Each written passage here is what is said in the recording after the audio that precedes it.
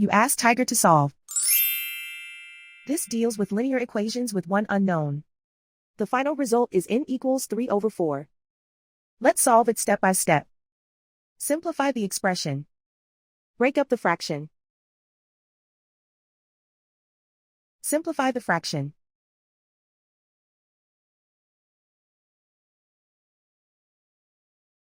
Group all n terms on the left side of the equation.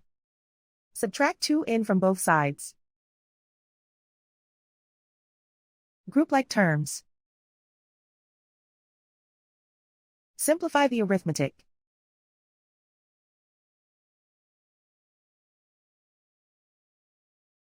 Group all constants on the right side of the equation. Subtract 3/4 from both sides. Combine the fractions. Combine the numerators. Reduce the zero numerator. Simplify the arithmetic.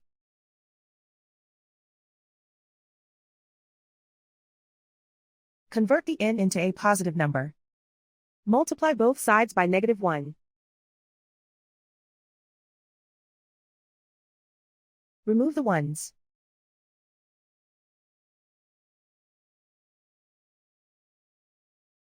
And so the final result is n equals 3/4.